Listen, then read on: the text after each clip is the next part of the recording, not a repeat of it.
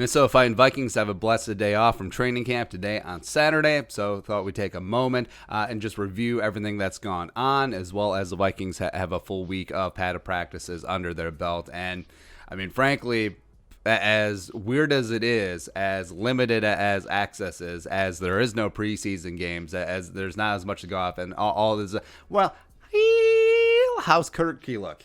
Right, so it is easy to be very hopeful. Hope springs eternal in training camp, but Vikings looking pretty damn good. A couple issues, of course, and we'll get to them. So adapt. I feel like the coaching staff is adapting well to this COVID-19 stuff, where Zimmer and Kubiak, as well as Patterson and Zimmer the Younger, have talked about. It's actually been a little bit easier in terms of the install during the offseason, because you got guys in these virtual meetings, and then you can do this and this and this, and then you get in the field, put that in practice, as opposed to normal OTAs, mini camp, etc. So I feel like the staffs that do adapt to this quicker and better than others are obviously going to have a massive advantage this year. And frankly, I feel like Zimmer and Kubiak, they've rolled with it, as well as Andre Patterson. He's a former high school teacher. He's talked about he's had to incorporate some of the old teaching stuff, and that's what coaching is. I mean, it's just you are teaching football as opposed to something boring like, I don't know, calculus. Like A plus B times X. We've never had to find out what X is.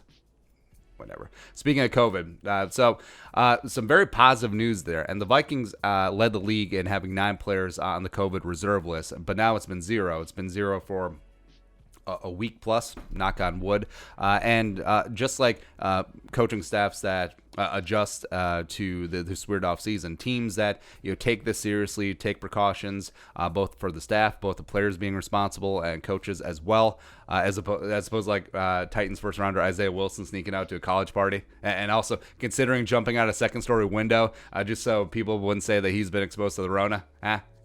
So the Vikings haven't done any of that. Apparently, things are going to be good to go. And again, teams that do take this thing seriously and the players take this thing to heart and take responsibility, they will have a massive advantage because they'll actually be on the field later on in the season, as well as into the playoffs. 2 rookie stars, first-round pick Justin Jefferson, the wide receiver. Ooh. God, that kid's going to be good. He's going to be really good. He's been working in with the ones. He's building up a rapport and chemistry with Kirk Cousins. He's working at multiple wide receiver spots.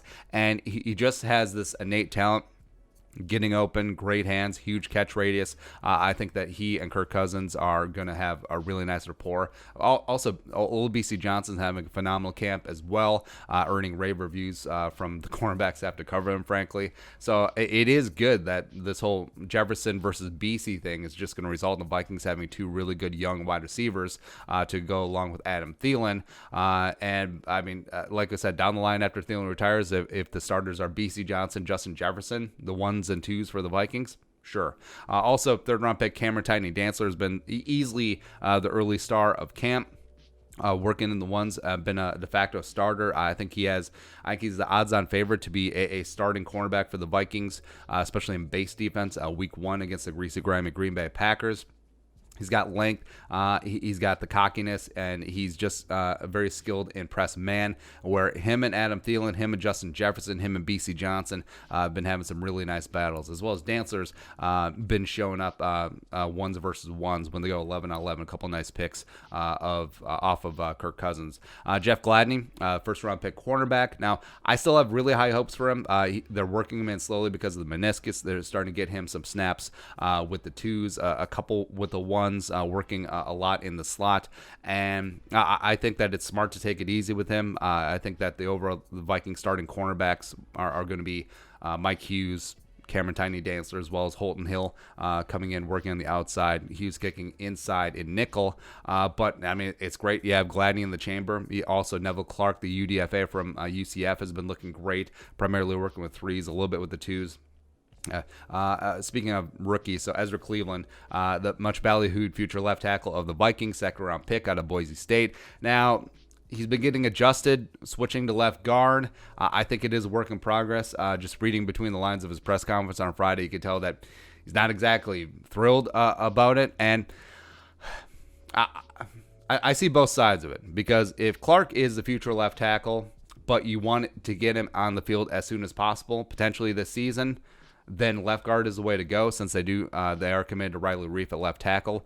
But him learning a brand new position, taking time and reps and bandwidth away from what his true position is, left tackle, so pushing him into left guard, a spot where we have concerns about his anchor, as well as him playing with leverage. Also, it's a position that he's never played at the NFL or the collegiate level.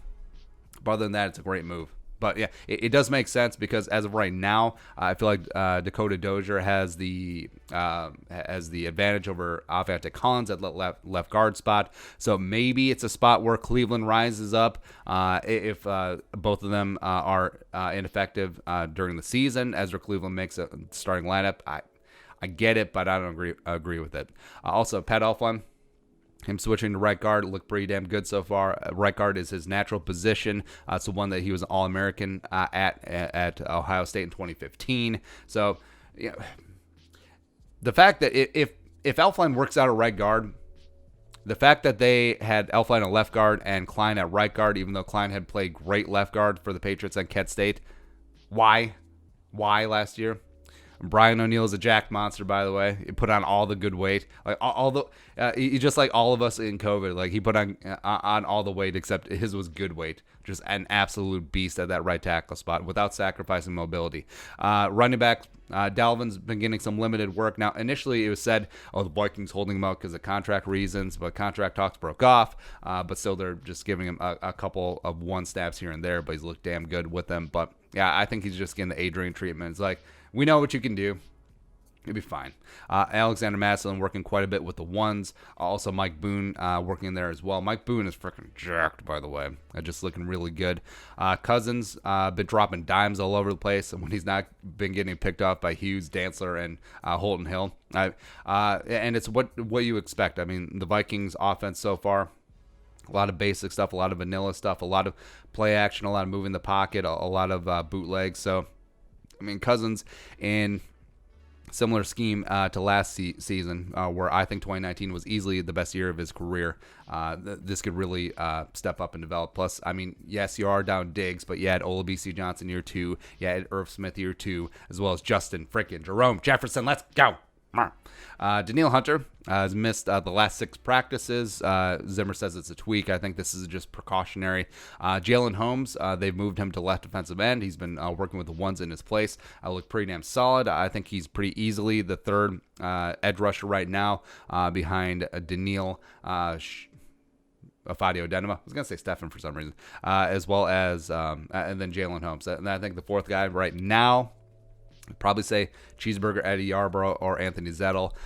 It is kind of odd. So 4th round picks, DJ Wanham, James Lynch aren't getting really a lot going as of right now. But again, still have 3 weeks or 2 weeks left of camp. So yeah, we'll see. Defensive tackle rotation right now, I think your starting nose tackle is going to be Shamar Stephan. Your starting 3 tackle is going to be Jaleel Johnson, who's having himself a nice camp. I've always believed in Jaleel Johnson. Plus, I always thought that he would be better at 3 tack. They've moonlighted him at nose tackle before. Armon Watts is getting some work both as a backup 3 tech as well as nose tackle. I think that will be his role coming in this year, a bit of a hybrid, as well as Hercules Mataafa getting some second team 3 tech looks. Been looking good there. Now, some people have voiced concern about the linebacker depth because beyond Barr, Kendricks, Eric Wilson, it's a lot unprovenness. They did just sign Hardy Nickerson Jr. from the Bengals. For the past 3 seasons, he's been on and off the roster, started a couple games as their backup inside linebacker, which I think he makes the roster. I think that he'll be Kendrick's primary backup, as well as he got 4th round pick Troy Dye. He's been looking good, as well as UDFA Jordan Fair has had some splashes as well, plus Blake Lynch. I think they keep... It's possible they keep 5. Maybe they keep 6. I think 5 is more likely. I think it's Nickerson and Dye. I think Fair and Lynch are probably practice squad bound, but also the potential is there. And then safety. Yeah, the safety depth concerns we've talked about. So beyond Anthony Harris, who's beasted, by the way, as well as Harrison Smith, who has nothing to prove, best starting safety duo in the league. Stephen Parker, the safety that they claimed from Miami, he's already basically cemented himself as the third safety, also getting some work with the ones when Harrison Smith has been out.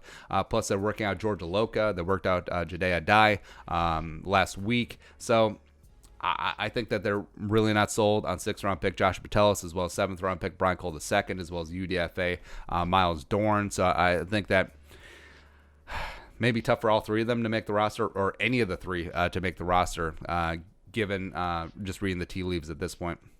Let's see. Alexander Hollins is a guy that's been climbing up.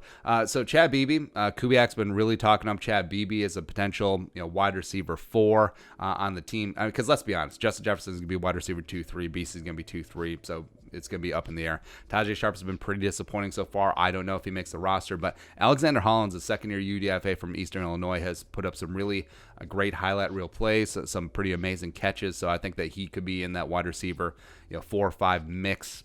I think that the Vikings still probably carry 5 receivers, potentially even as low as 4. Actually, not 4. I mean, they'll have KJ Osborne on the roster. I think he's pretty rock solid as a returner, as well as his upside as a receiver is certainly there. As well as Vikings be back out on Sunday.